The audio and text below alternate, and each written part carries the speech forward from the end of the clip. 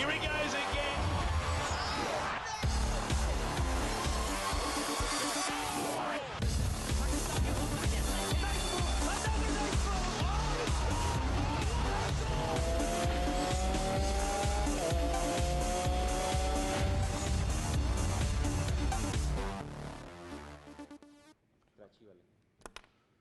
अस्सलाम वालेकुम जी, मुझे कहते हैं सैयद मोहम्मद अवैस और आप देख रहे हैं प्रोग्राम स्पोर्ट्स 360। अगर बात करें इस वक्त एशियन जुजुत्सु चैंपियनशिप की, जहां पर पाकिस्तान टीम का ऐलान कर दिया गया, इवेंट 1 से 8 मई तक अबू धाबी में स्केड्यूल होना है। आपको पता है बड़ा इंपॉर्टेंट अपना ये जुजुत्सु चैंपियनशिप है पाकिस्तान के लिए। पाकिस्तान की हालिया परफॉर्मेंस अगर देखें तो बड़ी जबरदस्त पाकिस्तान की रही है। चाहे आप बात करें इस वक्त कराटे कॉम्बैट की बात करूं, जिसमें रिंद ने अपना एक बड़ा एक तारीख जो सी वो रकम की, उसके अलावा जुजुत्सु चैंपियनशिप की बात करें तो पाकिस्तान हमेशा अपना लोहा यहां पर मनवाया। देखने वाली बात है कि पाकिस्तान टीम ये जो इंपॉर्टेंट इवेंट अबू धाबी में जो मुनकिद होना है 8 मई को, इसमें किस तरीके से परफॉर्म करती है। इसके अलावा अगर बात करें तो चैंपियंस ट्रॉफी 2025 में पाकिस्तान ने जो शेड्यूल है वो आईसीसी को अरसल कर दिए, जहां पर भारत के मैचेस भी पाकिस्तान में ही होंगे। बड़ा इंपॉर्टेंट होगा। आपको पता है कि पाकिस्तान पहले ही दौरा वर्ल्ड कप का कर चुका है इंडिया में, और बार बार बात जब चैंपियंस ट्रॉफी की हुई है, पाकिस्तान ने एक अपना स्टांस बड़ा क्लियर किया कि इंडिया को पाकिस्तान में आकर खेलना पड़ेगा। अगर इंडिया बैकआउट करता है यहां से तो आई गेस जो श्रीलंका की टीम है वो यहां पर ऑटोमेटिकली चैंपियंस ट्रॉफी के लिए क्वालिफाई करेगी। बड़ा इंपॉर्टेंट आने वाले वक्तों के अंदर देखना जाएगा। जो आईसीसी की मीटिंग है उसके अंदर यह फैसला होगा कि भारत क्या न्यूट्रल वेन्यूज पे खेलेगा या पाकिस्तान ही आकर खेलेगा। एक जवाब तो नहीं है इंडिया के पास, क्योंकि आईटीएफ की अगर बात करें, इंडिया की टीम यहां पर आके खेल चुकी है। बाकी भी जितने अगर दुनिया की बड़ी टीम्स की बात करें तो पाकिस्तान में रेगुलर बेसिस पे बाकी क्रिकेट यहां तक डिफरेंट इवेंट्स के अंदर पार्टिसिपेट करती रहती हैं। इसके अलावा बात करें तो टी20 वर्ल्ड कप 2024 के लिए कौन कौन सा खिलाड़ी कौमी स्क्वाड में जगह बनाएगा, जबकि न्यूजीलैंड और जनूबी अफ्रीका, इंडिया की बात करूं यहां तक कि इंग्लैंड अपना स्क्वाड जो है वो अनाउंस कर चुके हैं। कट ऑफ डेट 1 तारीख है और देखने वाली बात है कि कौन सा प्लेयर जो है वो पाकिस्तान में जगह बनाने में कामयाब होगा। कुछ पिक्चर्स आ रही थी इस वक्त, आपको पता है हर जगह सोशल मीडिया पे बात हो रही है, शायद मोहम्मद हारिस भी जो है वो पाकिस्तान टीम में जगह बनाने में कामयाब हो। आने अब देखने वाली बात है, 1-2 दिन में आपको फाइनलाइजेशन हो जाएगी, शायद कल ही हो जाएगी कौन सा प्लेयर इस वक्त जो है वो प्लान्स के अंदर है पाकिस्तान के वर्ल्ड कप स्क्वाड के लिए। अब बहुत सी चेंजेस जो सी हैं वो शायद हो यहाँ पर पाकिस्तान टीम में, जो कि अभी हालिया सीरीज आप पता है आप इस वक्त जारी है पाकिस्तान के अंदर। कुछ सीरीज आपको नजर आएंगे, कुछ चेंजेस पाकिस्तान टीम के अंदर मुतवक्के हैं।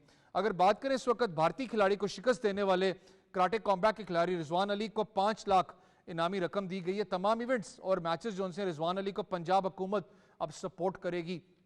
एक अच्छी बात अगर हम बात करें जिला इंतजामिया की लेवल पे बात करूं, यहां तक कि डिस्ट्रिक्ट लेवल पे बात करें तो बड़ा इंपॉर्टेंट होता है जब प्रोविंशियल लेवल पे बात करें कि जो स्पोर्ट्स हमारे वो हैं जो कि ज्यादा मार्केटाइज यहां तक कि हाईलाइट नहीं होते, उनको इन जैसी सपोर्ट बड़ी जरूरत होती है। और खास करके हौसला अफजाई हमारे प्लेयर्स की होती है कि विदाउट एनी ज्यादा सपोर्ट की और ज्यादा वसाइल के फिर भी जाके पाकिस्तान का नाम वो लोग हर जगह दुनिया के अंदर रोशन करते। आने वाले वक्तों के अंदर मैंने कहा कि बड़ा इंपॉर्टेंट आपका जो है जुजुत्सु चैंपियनशिप की बात करें, चाहे आप बात करें कराटे कॉम्बैट की बात करें, हमारे ऐसे प्लेयर्स हैं जो कि पाकिस्तान का नाम रोशन कर सकते हैं। सिर्फ उनको प्रॉपर एक जगह और खास करके सपोर्ट की बड़ी जरूरत होगी। बड़ी एक अच्छा इकदाम है इस वक्त अगर पंजाब गवर्नमेंट की हम बात करें तो। लास्टली बात करूं एक बड़ी खबर वुमेन्स डेवलपमेंट के लिए, जहां पर ऑस्ट्रेलिया की अगर बात करें तो ऑस्ट्रेलिया ने वुमेन्स क्रिकेट के फरोग के लिए 10 साल मंसूबे का ऐलान कर दिया है, जिसमें पाकिस्तान में भी जनूबी पंजाब में T10 वुमेन्स चैंपियनशिप लीग का आगाज हुआ है।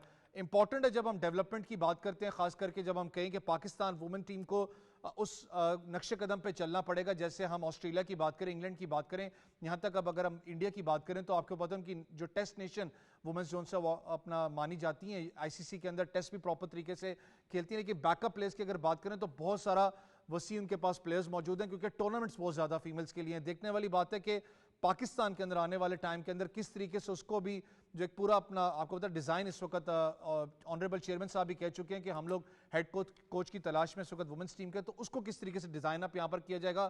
क्या पाकिस्तान वुमेन्स लीग जो सी है वो ऑर्गेनाइज की जाएगी या नहीं की जाएगी, इस वक्त बहुत बड़ा एक सवाल जो है पाकिस्तान क्रिकेट बोर्ड के पास। सब पूछते हैं कि क्या किस टाइम ये ऑर्गेनाइज की जाएगी। बड़ी इंपॉर्टेंट होगा कि पाकिस्तान क्रिकेट बोर्ड इस पे भी कुछ ना कुछ डेवलपमेंट जो है वो करे। लेकिन सबसे पहले स्टार्ट करेंगे एशियन जुडिशल चैंपियनशिप से। पाकिस्तान टीम का ऐलान हो चुका है, बड़ा इंपॉर्टेंट इवेंट है पाकिस्तान के लिए। मुझे इस वक्त दोनों गेस्ट मेरे स्टूडियोज में ज्वाइन कर चुके हैं। मलिक खुरम शहजाद क्रिकेट एनालिस्ट हैं। अस्सलाम वालेकुम खुरम भाई। बहुत शुक्रिया खुरम भाई आपका। इनके साथ साथ मुझे ज्वाइन कर रहे हैं Kashif Mujeeb, ex first class cricketer भी हैं, बहुत मारा है इन्होंने हफ्ते के दिन एक मैच के अंदर। काशिफ भाई अस्सलाम वालेकुम। बहुत शुक्रिया काशिफ भाई। और मुझे साथ ही साथ ज्वाइन करेंगे स्काइप पे, आप इनको ऐसा एंकर देखते भी रहते हैं, हमारे शो में भी आते रहते हैं, इमरान सिद्दीकी। अस्सलाम वालेकुम इमरान भाई। बहुत शुक्रिया इमरान भाई, आपके भी टाइम का। इमरान भाई, मैं आपसे पहले स्टार्ट करना चाहूंगा, जब हम क्रिकेट की बात करते हैं, अगर जुडिशल चैंपियनशिप की बात करूं तो मैं भी इंट्रो में भी कह रहा था, पाकिस्तान ने ऐसे बहुत से स्पोर्ट्स हैं जिसमें अपना लोहा मनवाया विदाउट एनी सपोर्ट। वसाइल कम होने के बावजूद हमारे जो प्लेयर्स हैं वो पूरी दुनिया के अंदर जाके पाकिस्तान का नाम रोशन कर रहे हैं। बिल्कुल ठीक कहा आपने। जिस तरह अभी शाहजेब रिंद हैं और जो आपने जुडिशो की बात की, अभी शहीर आफरीदी जो है वो बैंकॉक में एक टाइटल फाइट के लिए उन्होंने क्वालिफाई किया है। बिल्कुल बहुत कम वसाइल और बहुत कम बजट के बावजूद ये प्लेयर्स जो है वो आलमी सतह पर पाकिस्तान का नाम रोशन कर रहे हैं। और अभी ऑस्ट्रेलिया में जो 5 हमारे बच्चे स्क्वॉश का जो टाइटल जीतते हैं, अंडर 11 का, अंडर 13 का, 15 का, तो उससे जाहिर होता है कि टैलेंट की कमी तो बिल्कुल नहीं है। लेकिन अगर ये स्पोर्ट्स के जो बजट है, स्पोर्ट्स की जो फेडरेशन हैं, और जो हर हमारी एक तो सबसे बड़ा मसला ये है कि हर दूसरी फेडरेशन में एक मतवाजी फेडरेशन बन गई है। अब खास तौर पे अब देखें तो हॉकी, जो कि हमारा कौमी खेल है, उसमें भी अब तो मतवाजी फेडरेशन जो है वो बन गई है। तो इससे खेलों को जो है वो शदीद नुकसान पहुंच रहा है। अगर ये खिलाड़ी इनफरादी तौर पर मेहनत ना करें और इनफरादी तौर पर अपनी स्पॉन्सरशिप हासिल ना करें, अगर मैं बात करूं अभी शाहिद आफरीदी की, तो उनको शाहिद आफरीदी ने सपोर्ट किया पूरी उनकी फाइट को। फिर शाहजेब रिंद जो कि अमेरिका में मौजूद है, खुद ही अपनी मदद आपके तहत जो है वो फाइट लड़ रहे हैं। फिर स्क्वॉश के जो खिलाड़ी हैं उनको जो है वो फेडरेशन से कोई इतनी खातिर ख्वाह मदद नहीं मिल रही। तो अगर इनको फेडरेशन से सहूलियात मिले, अरशद नदीम जैसे खिलाड़ियों को जो कि ओलंपिक्स में पाकिस्तान की नुमाइंदगी करते हैं, शूटिंग में क्वालिफाई हमारे खिलाड़ी कर सकते हैं डायरेक्ट ओलंपिक्स के लिए, तो अगर इनको फेडरेशन से, हुकूमत से कोई सहूलियात मिले, कोई माली मदद मिले, तो जिजित्सो हो या फिर कोई भी खेल हो, पाकिस्तान जो है वो आलमी सतह पर जो हमारे खिलाड़ी हैं वो मुल्क का नाम रोशन कर सकते हैं।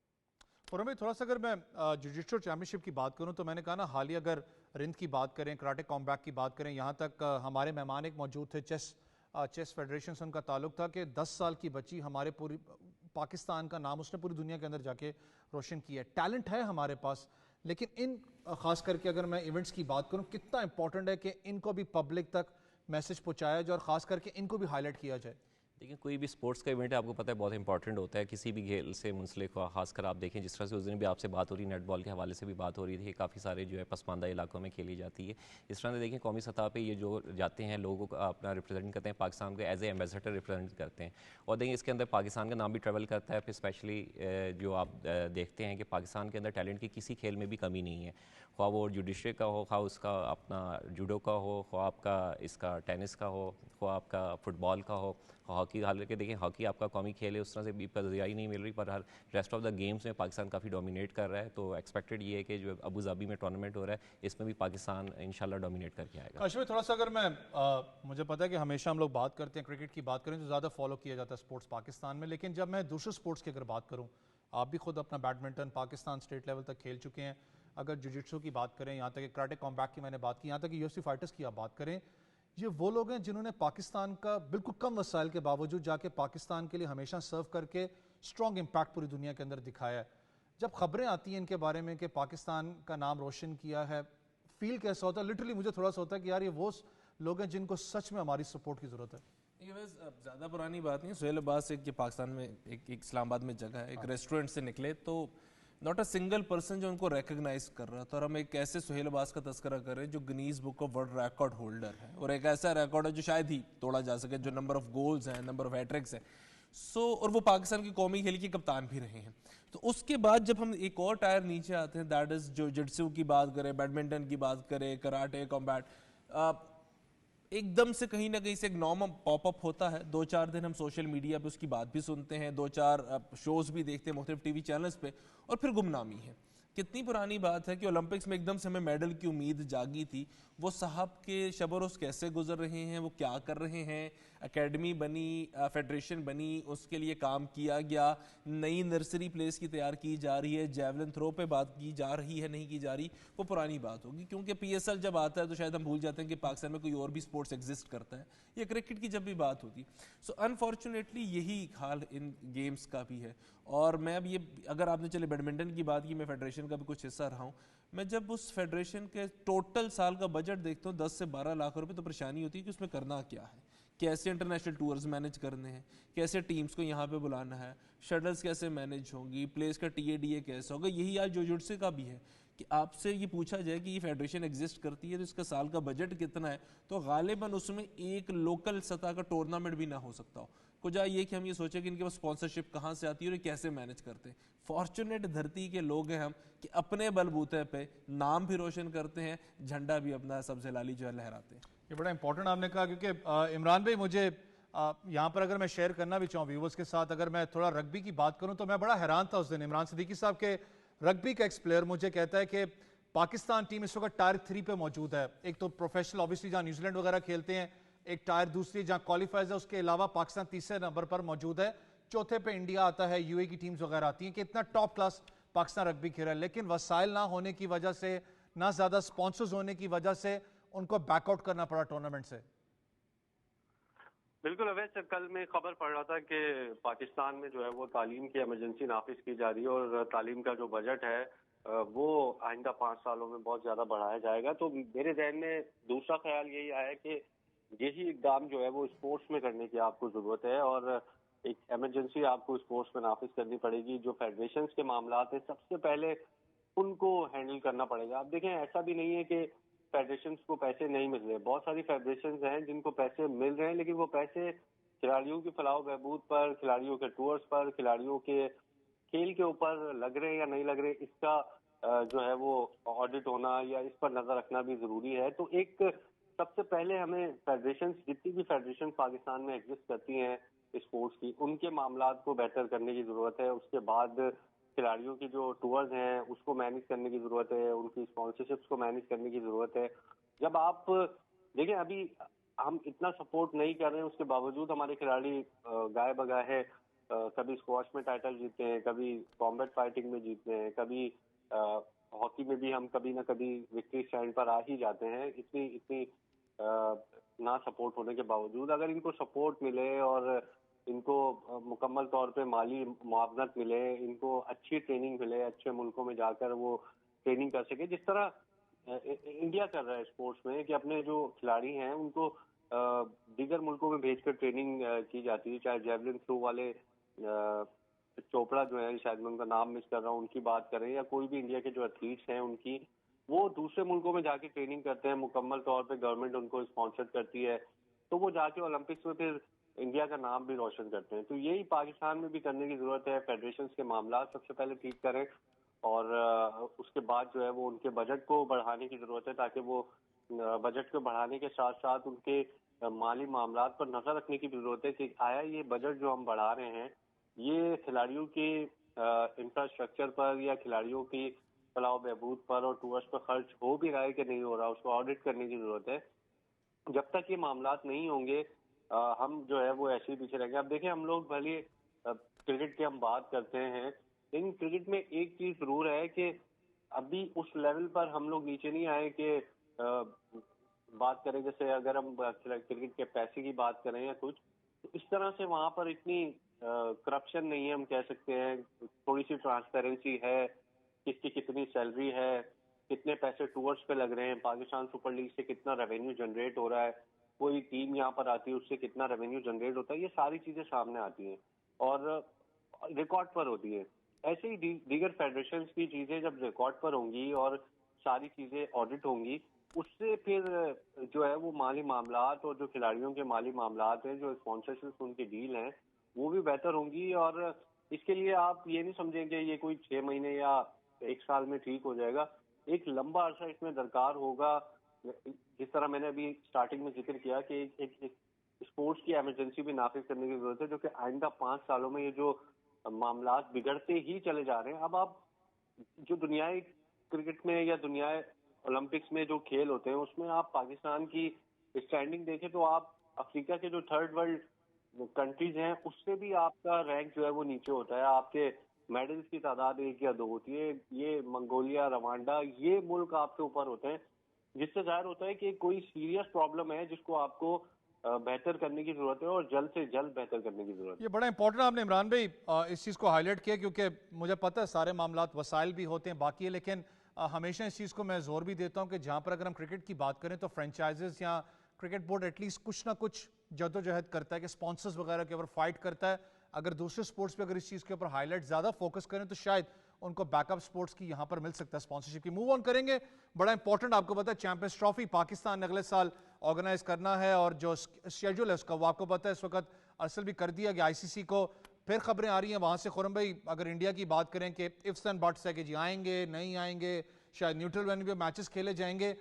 उनकी अक्ल में एक बात आ जानी चाहिए कि इस वक्त अब पूरी दुनिया की टीम्स पाकिस्तान में आके खेल चुकी हैं, यहाँ पर ऑस्ट्रेलिया भी आ चुकी है, इंग्लैंड भी आ चुकी है, न्यूजीलैंड आ चुकी है, एक पूरी केस स्टडी है आपके सामने। अब किस चीज़ का इशू है? देखें, आपको पता है कि उस दिन मोहसिन नकवी साहब ने काफ़ी स्ट्रेट फॉरवर्ड बता भी दिया इसके हवाले से। देखें, इंडिया को तो लाजमी जो है आपने विजिट करना है, चैंपियन ट्रॉफी तो पाकिस्तान के अंदर हो रही है। जिस तरह से आपको पता है शेड्यूल वगैरह भी अनाउंस कर दिया है और इसके अंदर जो है इंडिया का आना भी मस्ट है। और पाकिस्तान ने आपको पता है कि इंडिया के काफ़ी मुतवातर जो टूर्स की हैं रिसेंटली, जिस तरह से आपने वर्ल्ड कप में भी देखा, उससे पहले भी गए हैं और काफ़ी अरसे से जो पेंडिंग है कि इंडिया जो है पाकिस्तान में आके खेले। चैंपियन ट्रॉफी आपको पता है बड़ा इंपॉर्टेंट आईसीसी का इवेंट है और आफ्टर वेरी लॉन्ग टाइम जो है पाकिस्तान के अंदर कोई आईसीसी का इवेंट हो रहा है, तो इसके अंदर इंडिया की पार्टिसिपेशन जो है बहुत इंपॉर्टेंट है। काशिफ भाई, थोड़ा सा अगर मैं चैंपियंस ट्रॉफी की बात करूं, बड़ा इंपॉर्टेंट आपको पता है ये टूर्नामेंट पाकिस्तान के लिए होना है। फिर उसके बाद 3 जो स्टेडियम्स आपको पता है उनको भी रेनोवेट किया जा रहा है। कराची की बात करें, लाहौर है, उसके अलावा पिंडी है। मैं थोड़ा सा था कि शायद मुल्तान को भी यहाँ पर चांस दिया जाए, लेकिन ऑब्वियसली गर्मी वाला समर का सीजन भी है, उसको भी शायद मद्देनजर रखते हुए कहा होगा। कितना इंपॉर्टेंट टूर्नामेंट है पाकिस्तान, आपको पता है लास्ट अगर मैं बात करूं 1996 में पाकिस्तान ने एक मेजर आईसीसी टूर्नामेंट हेल्ड किया था, उसके बाद जाके हमें चांस वापस मिला।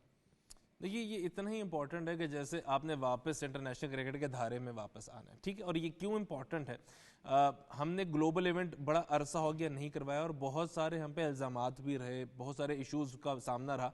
मोस्ट प्रोबेबली अब हम इस टूर्नामेंट के बाद से दोबारा उस पाकिस्तान की तरफ बढ़े हैं क्रिकेट के मैदानों में कि जहाँ पे हर वक्त मैदान आबाद रहा करते थे। फिर ये सिर्फ एक चीज़ नहीं है कि क्रिकेट की बात नहीं है, ये एक इकनॉमिक एक्टिविटी की बात है। इकनॉमिक हब बनने जा रहा है अगले कुछ अरसे के लिए पाकिस्तान की टीम, स्पॉन्सरशिप की मद में हो, सियाहत टूरिज्म की मद में हो, ये बहुत सारे जो और एस्पेक्ट्स हैं वो इस एक इवेंट के ज़रिए से कवर हो जाते हैं। मैं अगर थोड़ी सी एग्जांपल कोट कर दूं, कतर वर्ल्ड कप जो फुटबॉल का हुआ है, आप इमेजिन कर सकते हैं कि कतर की इकोनॉमी पे कितना ही बूस्ट उसका पड़ा होगा। आप इमेजिन कर सकते हैं कि एज अ मुल्क या एज अ नेशन वो कितनी ज़्यादा फ्लरिश करती नजर आ रही है, उसका सॉफ्ट इमेज कितना उजागर हुआ। और अब हर बंदा कतर की बात करते हुए एक मुनासिब अल्फाज में बात करता है, वरना उससे पहले एक अलहदी सोच डेवलप हो चुकी थी। द मोमेंट पाकिस्तान में चैंपियंस ट्रॉफी होती है और कामयाब होती है, तो मुझे लगता है कि क्रिकेट प्लेइंग नेशंस के जो आम लोग हैं वो भी अंदाजा लगा सकेंगे कि हम कितने हम्बल, पीसफुल और कितने क्रिकेट फ्रेंडली और क्रिकेट लविंग नेशन है। और मोस्ट प्रोबेबली जो इकोनॉमिक एक्टिविटी और इकोनॉमिक हब बनने की बात है, शायद पाकिस्तान उसकी तरफ एक और कदम सफर जो है तय करेगा। ये बड़ा इंपॉर्टेंट आपने कहा, क्योंकि क्रिकेट खाली फेस्टिविटी यहाँ तक के बहुत से मौके जो उनसे वो प्रोवाइड करती है किसी भी कंट्री को। इमरान भाई, अगर बात करूं चैंपियंस ट्रॉफी, आपको पता है बड़ा इंपॉर्टेंट इवेंट है पाकिस्तान के लिए, लेकिन फिर वही मैं जो बात कर रहा था, खबरें हैं इंडिया के हवाले से कि जी अभी फैसला होगा, आईसीसी का एक और इजलास के अंदर फैसला होगा कि यहां पर खेलेंगे या न्यूट्रल वेन्यू पे खेलेंगे। इस पे आपकी क्या टेक है?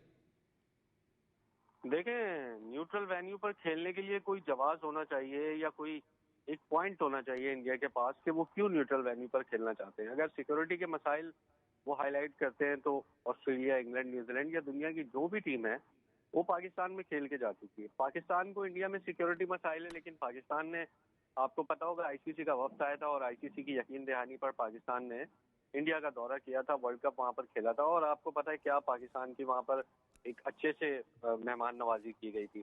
अब मेरा मौकफ तो मैं अपने प्रोग्राम में भी बात कर चुका हूँ कि अगर ये हाइब्रिड मॉडल पर जाता है या इंडिया न्यूट्रल वेन्यू पर खेलने की बात करता है तो पाकिस्तान को इस मरतबा स्टैंड लेना पड़ेगा, क्योंकि एशिया कप में आप बैकआउट कर चुके हैं, आपने हाइब्रिड मॉडल पर मैचेस करवाए, लेकिन अब आपको स्टैंड लेना पड़ेगा कि इंडिया यहाँ पर नहीं आता है तो पाकिस्तान फिर चैंपियंस ट्रॉफी से बैकआउट करेगा, फिर तब जाके आईसीसी को होश ठिकाने आएंगे, तब जाके आईसीसी पर प्रेशर पड़ेगा, तब जाके वो इंडिया को जो है वो प्रेशराइज करेंगे कि नहीं आपको ये खेलना पड़ेगा, आईसीसी का इवेंट है।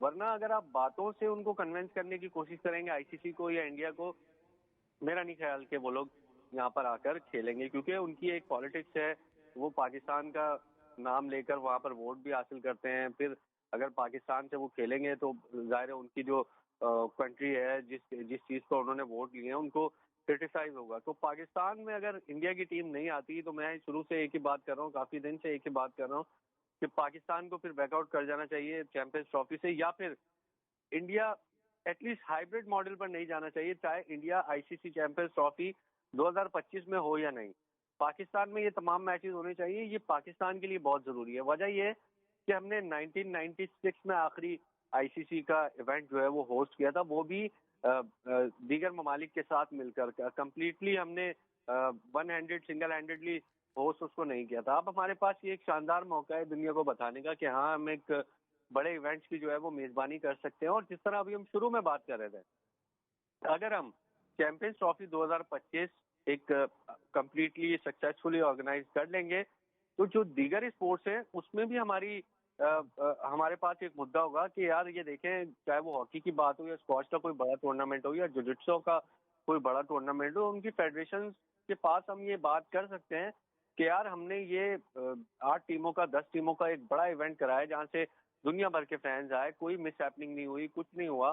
तो ये हमारे पास एक मुद्दा होगा। तो बिल्कुल अब तो वजीर दाखिला भी वही हैं जो चेयरमैन पीसीबी हैं, तो मेरा ख्याल है कि उनको किसी भी सूरत हाइब्रिड मॉडल पर तो नहीं जाना चाहिए। इंडिया हो ना हो चैंपियंस ट्रॉफी 2025 में फर्क नहीं पड़ता। मेरा ख्याल है पाकिस्तान को अपने स्टैंड पर कायम रहना चाहिए कि चैंपियंस ट्रॉफी 2025 के तमाम मैचेस पाकिस्तान में खेले जाएंगे। ये बड़ा इंपॉर्टेंट इन्होंने खुर्रम इमरान भी ने बात की, क्योंकि अगर मैं हाइब्रिड मॉडल की बात करूं, आपको पता है जो एशिया कप है वो हाइब्रिड मॉडल पे हुआ था, डिजास्टर था। पाकिस्तान में सब ने कहा, जिस तरीके से पाकिस्तान की अरेंजमेंट थी वगैरह के पाकिस्तान में ही होना चाहिए, हददर्मी थी भारत की, नहीं जी हमने हाइब्रिड खेलना है। तो वो आपके सामने एक पूरी की पूरी केस स्टडी है। आईसीसी का इवेंट है, मुझे पता है कि स्टेक्स भी हैं, बाकी मामलात भी हैं इंडिया के आईसीसी के अंदर, लेकिन आईसीसी को भी अब जोर डालना पड़ेगा कि पूरी दुनिया वहां जाके खेल चुकी है।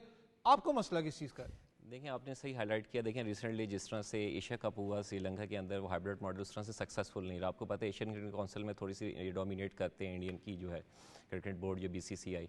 हालांकि आईसीसी का इवेंट है, आईसीसी को इसके ऊपर टेक लेना चाहिए, बहुत इंपॉर्टेंट इवेंट है। देखिए, पाकिस्तान के अंदर देखिए 96 के बाद कोई हाई वोल्टेज मैचेस भी नहीं हुए, स्पेशली वर्ल्ड कप जो है। फिर पाकिस्तान इंडिया का आपको पता है कि हाई वोल्टेज मैच होते हैं, जिस तरह से और क्राउड देखना भी चाहता है। जिस तरह से अपकमिंग जो वर्ल्ड कप है उसके सिर्फ टिकट्स के हवाले से आप देख लें किस तरह से जैम पैक वहाँ पे होंगे।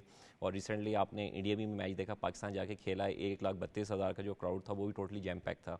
और लोग देखना चाहते हैं कि पाकिस्तान और इंडिया के मैच हो, स्पेशली पाकिस्तान के अंदर जो है पाकिस्तान इंडिया के मैच देखना चाहते हैं। और दूसरा उन्होंने सही हाईलाइट किया कि देखें, अभी आपके जो चेयरमैन है वो आपके इंटीरियर मिनिस्टर भी हैं, तो उनके पास फुल इख्तियारात भी हैं। और इसके अंदर देखें, सियासत को दूर रखना चाहिए और एक क्रिकेट डिप्लोमेसी होनी चाहिए। पहले भी इस चीज़ पे हुआ है, पाकिस्तान की टीम ने भी वहाँ जाके 12 दफ़ा वर्ल्ड कप खेला है, वहाँ के आईसीसी के इवेंट्स में पार्टिसिपेट किया। अब इंडिया को भी चाहिए कि पाकिस्तान के अंदर आए और पार्टिसिपेट करें।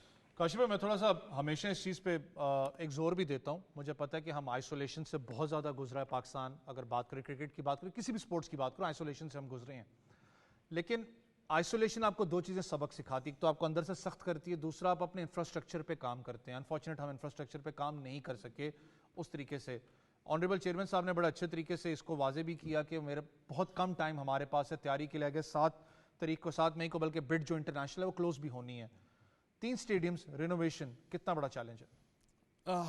नहीं, करना पड़ेगा। अब ये करना इसलिए पड़ेगा क्योंकि ये इम्पॉर्टेंट है। सिर्फ बात क्रिकेट की नहीं हो रही, बात इस मुल्क की हो रही है। Because her camera, her focus जो है वो अब हम पे होगा। अगर हम क्लेम कर रहे हैं, जैसे अभी हमने इस प्रोग्राम में भी क्लेम किया कि हम ये क्लेम कर रहे हैं कि जी भारत हो या कोई भी हो उसको यहाँ पर आना है, तो फिर हमने दुनिया को ये साबित भी करना है कि हम बिल्कुल तैयार भी हैं। ऐसा नहीं है कि हाफ कुक हम फूड जो उनके सामने रख दें और हमें तसव्वुर करें कि सब हमारी वाह वाह करेंगे। इंपॉर्टेंट है कि अब हमने इसको करना है।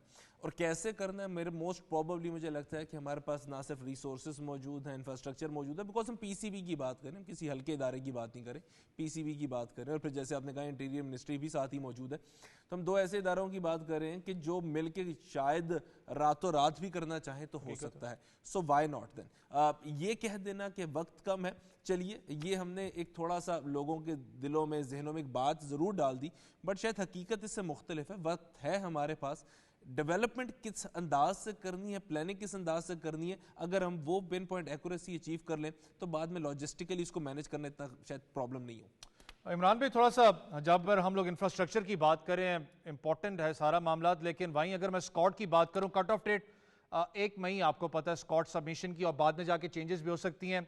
इंडिया की बात करें, इंग्लैंड की बात करें, साउथ अफ्रीका की बात करूं, न्यूजीलैंड की बात करूं, उन लोगों ने अपना स्कॉट अनाउंस कर दिया और बड़ी खुशी हुई मुझे देख के जोफ्रा आर्चर को वापस देखते हुए इंग्लैंड टीम में। पाकिस्तान के स्क्वाड में कुछ तब्दीली नजर आ रही है आपको? देखिए, यकुम मई जो आपने बात की है वो मेरा ख्याल है इनिशियल स्क्वाड सबमिट करने की है, और उसको आईसीसी के कवानीन के मुताबिक अगर आप पब्लिक ना भी करें तो कोई मसला नहीं है। पाकिस्तान ने शायद इनिशियल स्क्वाड जो है वो अपना सबमिट कर दिया होगा, लेकिन शायद आपको पता है कि हमारे यहाँ तो आप 2023 की भी बात कर रहे हैं तो सबसे एंड में हमारा स्क्वाड अनाउंस हुआ था। तो ये हमेशा होता है कि एंड तक हम लोग प्लानिंग कर रहे होते हैं, एंड तक हमारा स्क्वाड फाइनलाइज नहीं होता कि कौन टीम में आएगा और कौन नहीं आएगा। ये बड़ी अच्छी अपॉर्चुनिटी थी ये न्यूजीलैंड के खिलाफ जो हमारी सीरीज हुई है, लेकिन उसमें जो रिजल्ट ऊपर नीचे हुए हैं, जो प्रेशर क्रिएट हुआ है, उससे मेरे ख्याल है थोड़ा सा अभी डाउट्स अभी भी हैं। सेलेक्टर्स हो चाहे वो कैप्टन हो, उनके जहनों में ये डाउट्स अभी भी होंगे कि आया। अब अगर हम बात करें उस्मान खान की, उस्मान तो 5 मैचों में नाकाम हुए। साइम अयूब की बात करें तो 5 मैचों में बड़ा स्कोर नहीं कर सके। गो के उन्होंने 35 एक दो इनिंग्स में जरूर किए हैं, जो कि उस्मान ने भी किए हैं, लेकिन वो इम्पैक्ट नहीं डाल सके। फिर आजम खान की बात करें तो वो इंजर्ड हो गए। रिजवान गलत टाइम पे बहुत इंजर्ड हो गए।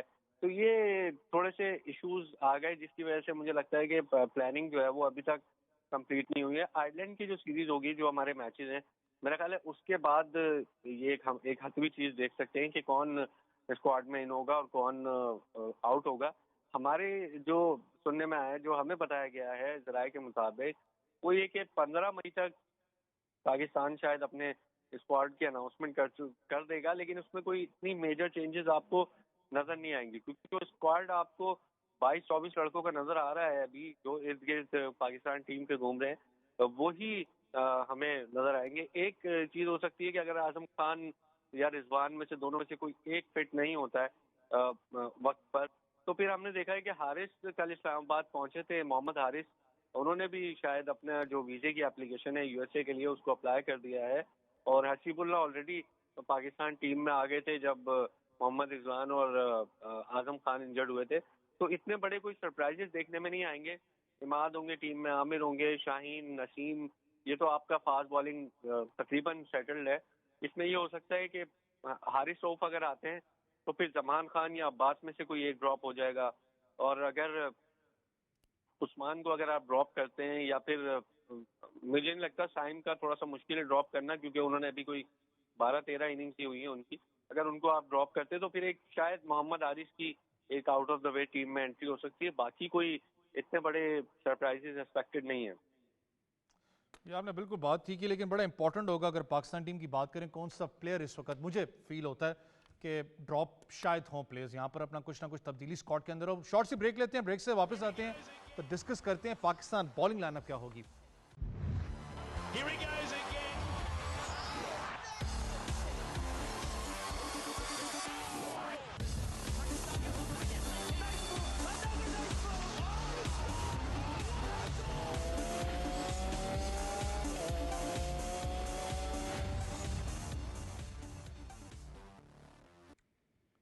वेलकम बैक जी, आप देख रहे हैं स्पोर्ट्स 360। ब्रेक पे जाने से पहले हम बात कर रहे थे 5 टीमें इस वक्त तो अपना जो स्क्वाड है, इनिशियल स्क्वाड, वो तो सबमिट करवा चुकी हैं। कट ऑफ डेट 1 मई है, लेकिन चेंजेस कुछ स्क्वाड में हो सकती हैं।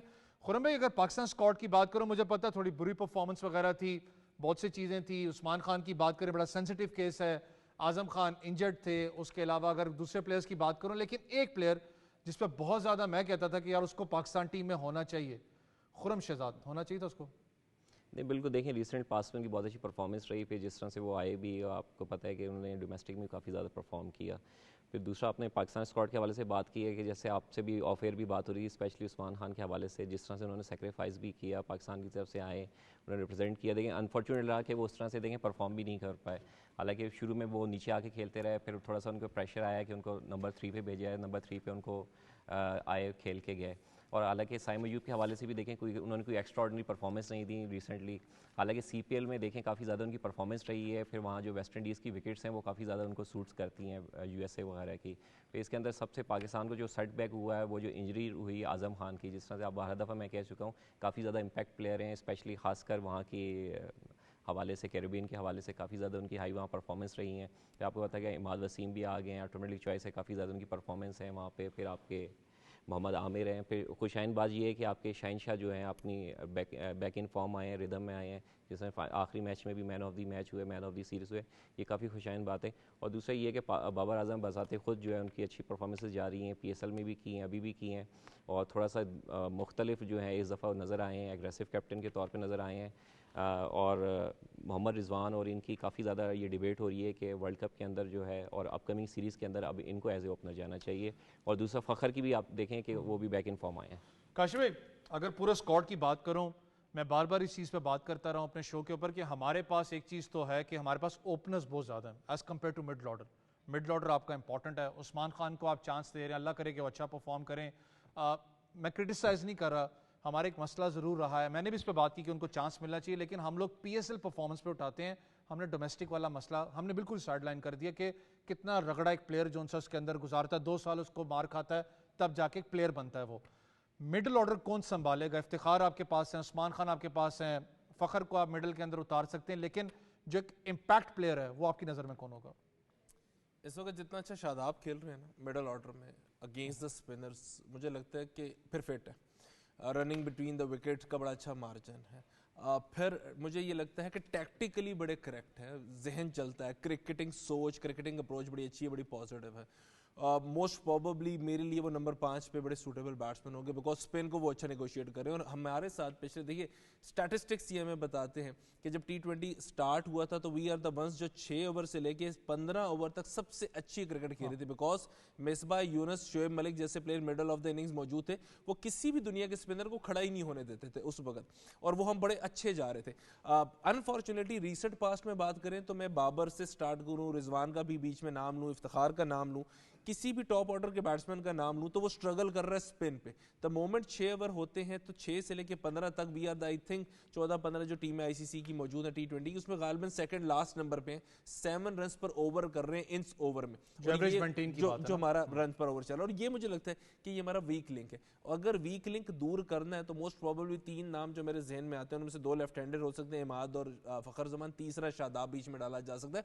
इफ्तिखार का यूजेज सिर्फ एक है कि आखिर में 130, 35, 40 का फास्ट बॉलर लगा हुआ हो और वो गेंदें करे और इफ्तिखार उसको लूट ले, एंड दैट इज इट। उसके अलावा इफ्तिखार का अगर पूरे टीम में देखें तो कोई जगह नहीं बनती।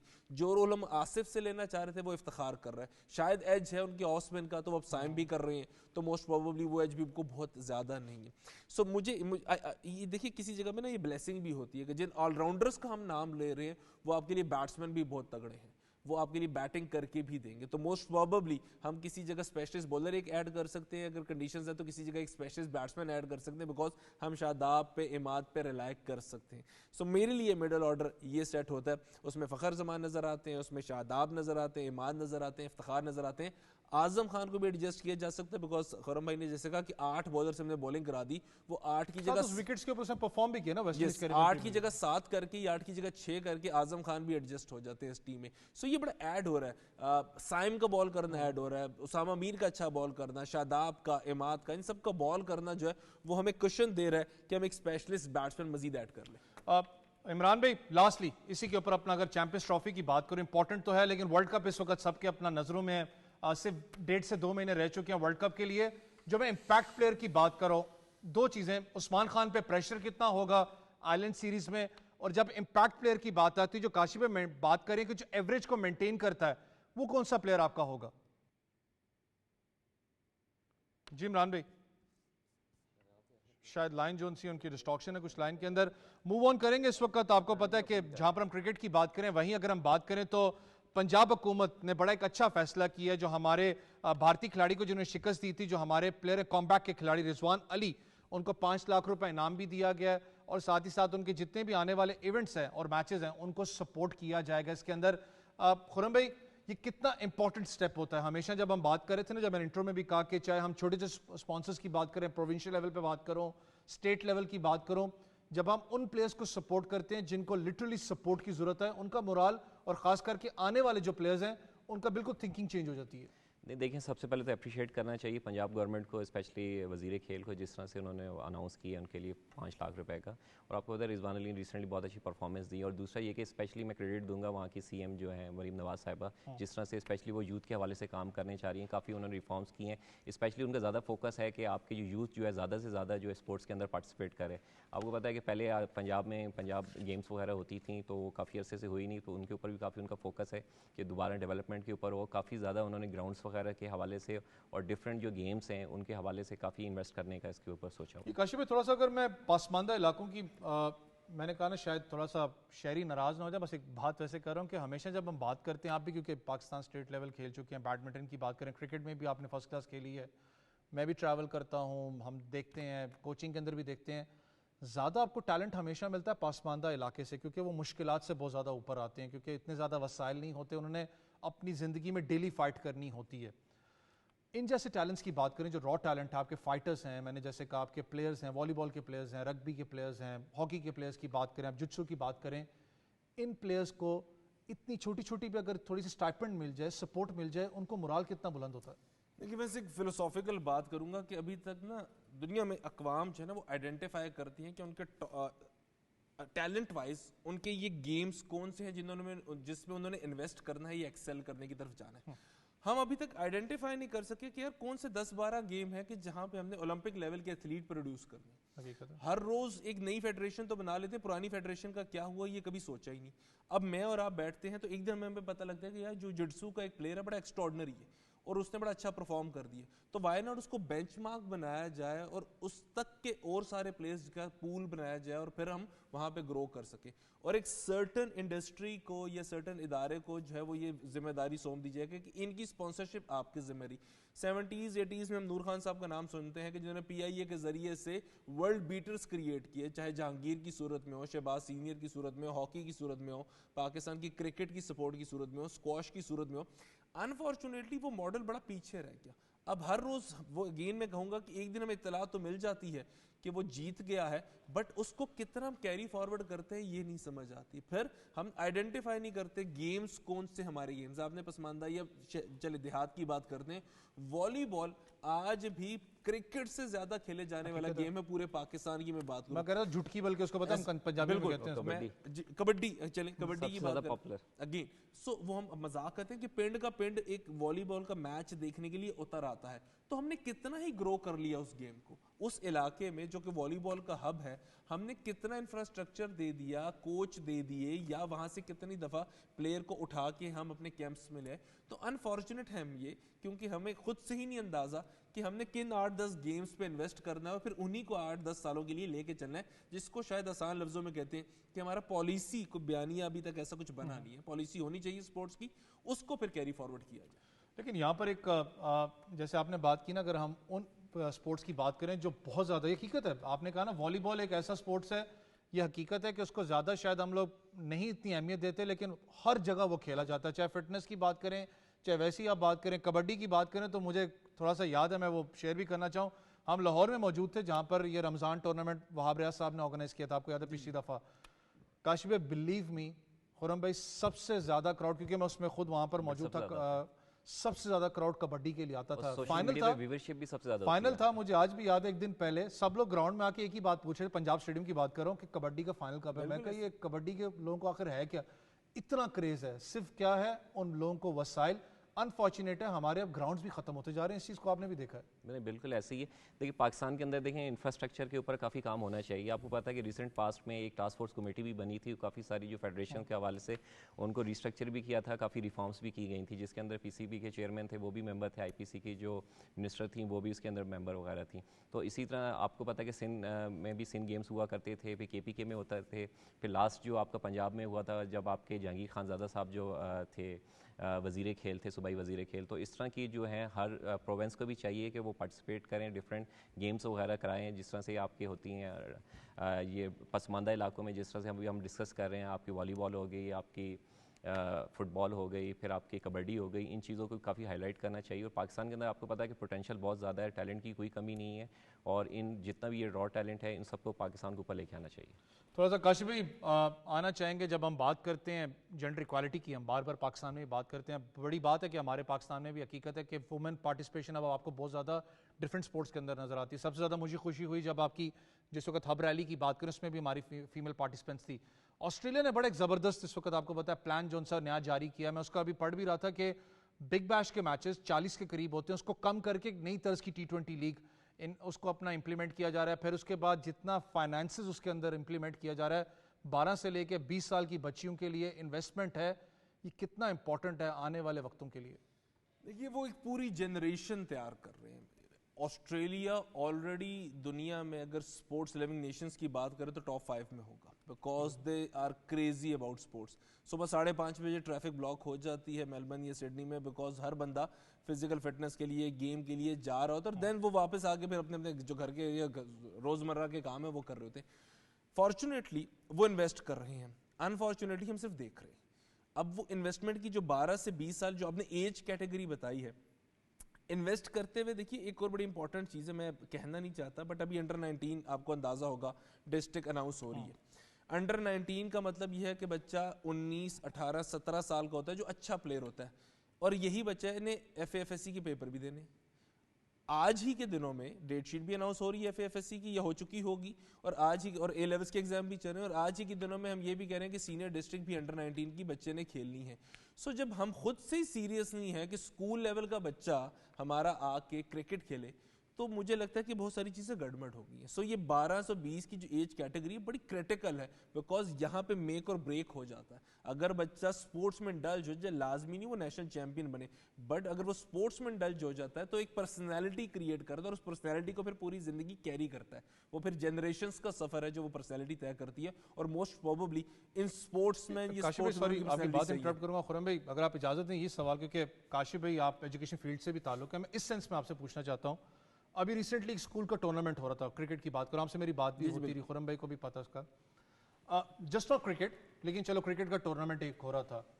जिस बच्चे से भी मेरी बात हुई, ये मैं ऑस्ट्रेलिया वाले एक उस एग्जाम्पल को ले रहा हूँ कितना इंपॉर्टेंट होता है इस एज कैटेगरी के अंदर, उसने एक ही बात की कि मैं बहुत फख्र महसूस कर रहा हूँ, अपने कॉलेज को रिप्रेजेंट कर रहा हूँ। मेरे जहन में एक ही बात आती थी, क्योंकि मैं पाकिस्तान में नहीं UAE में खेलता रहा हूँ, कि यार जब हम भी खेलते थे कॉलेज स्कूल की तरफ से, मेरे दिमाग में एक बात होती थी कि यार मैं 800 बंदों को रिप्रेजेंट कर रहा हूँ, मेरा पूरा का पूरा स्कूल मेरी तरफ देख रहा है कि मैं आने वाले टाइम को चेंज करूंगा उनके लिए, कि यार स्पोर्ट्स भी एक चीज़ है जो कि मुझे हाई एम्पावर कर सकता है। जो स्कूल जीता है H4, चलिए उसका तस्करा कर लेते हैं। जो जीता है, फॉर्चुनेटली उनको 2-3 प्लेयर हमारे क्लब्स के भी, द मोमेंट वो जीत के जब क्लब में लैंड करते हैं ना वैस, तो एक उनकी बॉडी लैंग्वेज ही डिफरेंट है, because they belongs to a champion college. वो अपने कॉलेज में जाते हैं ना, तो वो अपने ही स्टूडेंट्स के बीच में वो कहते हैं ना नुमाया मकाम हासिल कर लेते हैं। यस, वो नुमाया मकाम हासिल कर लेते हैं।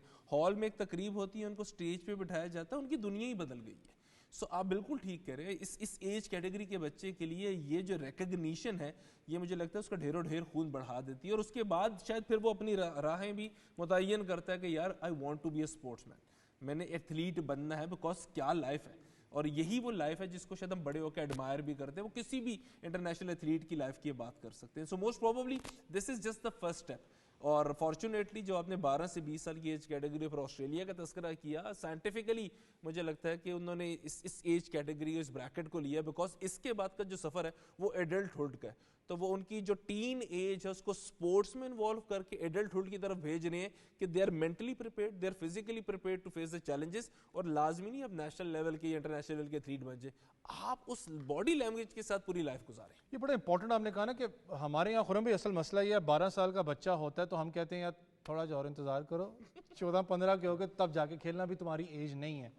वैसे अगर इनकी बात करूं, जो काशिफ भाई ने बात की ना, टॉप 5 नहीं, लिटरली मैं इनको टॉप 3 के अंदर रेट करता हूं। ऑस्ट्रेलिया बहुत ज्यादा इन्वेस्ट करता है क्रिकेट के अंदर। अभी मैं उनका पढ़ भी रहा था कि 73 पॉइंट समथिंग मिलियन को बढ़ा के उन्होंने 121 पॉइंट समथिंग मिलियन इन्वेस्टमेंट है उनकी इसके अंदर, फीमेल कैटेगरी की अगर हम बात करें 12 साल से। ये आने वाली जनरेशन को चेंज करती है। हम कहते हैं ना हमेशा कि एक कोई पढ़ लिख गया तो उसने जनरेशन चेंज कर देनी है। लिटरली मैं यही बात करता हूँ, अगर एक बंदा भी आपसे स्पोर्ट्समैन भी निकल गया, उसने आने वाली पूरी की पूरी जनरेशन को खास करके इस चीज़ से आपको बचा के रखना है? नहीं देखें, आपको पता है कि फिजिकल एक्टिविटी बहुत ज़रूरी इंपॉर्टेंट है। देखें हर हाल में फिटनेस, देखें फिटनेस है तो आप दुनिया में अच्छा मुकाम भी हासिल करते हैं। आपको खाना अच्छा लगता है, पहनना अच्छा लगता है, ओढ़ना अच्छा लगता है, फिर आप डिफरेंट गेम्स के अंदर जिस तरह से आप पार्टिसिपेट करते हैं, फिटनेस देखें बहुत ज़्यादा इंपॉर्टेंट है। जिस तरह से भी मैं रिसेंटली वीमेन टीम के मैचेस भी देख रहा था, तो काफ़ी सारी उसके अंदर भी फिटनेस वगैरह काफ़ी इंक्रीज़ हुई है। देखें आपकी फिटनेस भी होनी चाहिए, कंट्रोल फिटनेस होनी चाहिए। हर गेम की एक डिफरेंट फिटनेस होती है। जिस तरह भी आपने ऑस्ट्रेलिया स्ट्रक्चर की बात किया, वो होता है कि पाकिस्तान के अंदर भी इसको इंप्लीमेंट करने की कोशिश की गई थी। वो थोड़ा अनफॉर्चुनेट रहा कि उस तरह से सक्सेसफुल नहीं रहा, क्योंकि आपको पता है कि पाकिस्तान की डायनामिक्स डिफरेंट है, ऑस्ट्रेलिया की डिफरेंट है। ऑस्ट्रेलिया के अंदर देखें पूरी एक उन्होंने वर्किंग की हुई है, जैसे 3 फेजेस ऑफ लाइफ है, तो उस तरह से उन्होंने उनको किया हुआ है। जैसे प्री मैच्योर हैं, फिर मैच्योर हैं, फिर पोस्ट मैच्योर। हालांकि उनके प्लेयर्स वगैरह जो भी आते हैं, नर्सरी है, प्री मैच्योर में जिस तरह से पार्टिसिपेट करते हैं, इन्वेस्ट करते हैं प्लेयर्स को, फिर मैच्योर एज में आते हैं, वो अपने जो उनका स्ट्रक्चर है, शेफील्ड शील्ड्स वगैरह वो खेलते हैं। फिर जब पाकिस्तान अपना रिप्रेजेंट करते हैं ऑस्ट्रेलियन टीम को, तो बिल्कुल मैच्योर प्लेयर होके और आते हैं और बिल्कुल आप पार्टिसिपेट करते हैं और जिस तरह से वो रिप्रेजेंट करते हैं। फिर उनको आप देखें बिल्ट वाइज भी देखें, काफ़ी स्ट्रॉन्ग होते हैं। फिर आप रिसेंटली जैसे आपसे पहले भी डिस्कस होता रहा पावर हिटिंग के हवाले से, उनकी बिल्ड इतनी स्ट्रॉन्ग होती है कि वो आते के साथ ही एक एग्रेसिव क्रिकेट जो है खेलना स्टार्ट कर देते हैं। अगर थोड़ा सा जनूबी पंजाब में विंस T10 लीग आपको पता है वो अपना ऑर्गेनाइज की गई है, फिर हम बात करते हैं कि बड़ा इंपॉर्टेंट है, बेशक छोटे छोटे आप मुकाबले करवाएं या अपना एटलीस्ट एक स्टेप तो लेना, जैसे बॉयज़ का हुआ था, स्कूल की बात करूं, T10 लीग इस वक्त जनूबी पंजाब में ऑर्गेनाइज की गई है, ये कितनी इंपॉर्टेंट है आने वाले वक्तों में? देखिए, एक तो शायद हम कल्चरल चेंज की बात भी करते हैं कि हम जिस इलाके में ये करवा रहे हैं, नॉर्मली वहाँ से बहुत कम प्लेयर्स आती हैं, खासतौर पर वुमेन क्रिकेट की बात करें। सो एक तो कल्चरल ज़रा चेंज भी है कि वहाँ के लोगों को, वहाँ की बच्चियों को एहसास हो कि this can be one part of life. देखिए, लाइफ गुजारने की, ज़िंदगी गुजारने के मुख्तलिफ जो ढंग है, उनमें से एक ढंग ये भी है कि आप एक एथलीट की लाइफ गुजारें। तो ये इन्वेस्टमेंट होगी। दूसरी इन्वेस्टमेंट जनूबी पंजाब की मैं बात करता हूँ, अमूमी तौर पर ज़रा सेहतमंद लोग होते हैं, तो हमें शायद वहाँ का जो बच्चा है वो इस कौमी धारे में इसलिए भी चाहिए बिकॉज जैसे इन्होंने बात की पावर हिटर की, सिर्फ क्रिकेट की मैं बात करूँ, पावर हिटर की बात की, तो मोस्ट प्रोबेबली वो जो फिजिक एग्जिस्ट करती है, जो स्ट्रेंथ एग्जिस्ट करती है, वो भी हमें चाहिए। सो उसके लिए भी बड़ी ज़रूरी है। और तीसरा इसलिए अवेयरनेस बहुत ज़रूरी है कि जो हमारा यंगस्टर शायद स्पोर्ट्स से बहुत दूर हो गया था बिकॉज ये हमारी फील्ड नहीं है, उसको भी वापस लेकर आने की ये भी one part of the life है। ये बड़ा इंपॉर्टेंट आपने कहा, लेकिन बहुत शुक्रिया आप दोनों मेहमानों का। प्रोग्राम वक्त ख़त्म होता है, आप मेरे लिए बहुत ही काबिल एहतराम भी हैं, क्योंकि मुझे आज याद आता है अपना उस्तादों का, शायद वो ना होते तो यहाँ ना बैठा होता या क्रिकेट ना खेली होती। लेकिन रिक्वेस्ट हमेशा मैं जब भी जाता हूँ उस्तादों से एक ही बात करता हूँ कि फ़िज़िकल एक्टिविटी बहुत इंपॉर्टेंट है। हमने कहीं ना कहीं अपने बच्चों को उलझा दिया हुआ है पढ़ाई के अंदर, भारी बैगों के लिए। आप फिजियोथेरेपिस्ट के पास चले जाएं, लिटरली 8-9 साल के बच्चे आए होते हैं, उनकी बैक जोन सी है, उनकी स्पाइन का इशू है। खुदारा इनको फिजिकल एक्टिविटीज़ के अंदर प्लीज़ डालें। आप देखें दूसरे मुल्कों को देखें, ऑस्ट्रेलिया का एग्जांपल ले लें कि 12 साल की बच्चे के ऊपर वो किस तरीके से मेहनत करें ताकि वो फिजिकल एक्टिविटीज़ के अंदर ज़्यादा आपको एंगेज नजर आए और पाकिस्तान या किसी भी मुल्क के लिए रिप्रेजेंट करके उसका नाम रोशन करे। पूरी तकदीर जो उनसी है स्कूल की, यहाँ तक कि बच्चों की तब्दील हो जाती है इससे। मुझे मेरी टीम को कल तक इजाज़त दें। अल्लाह हाफ़िज़।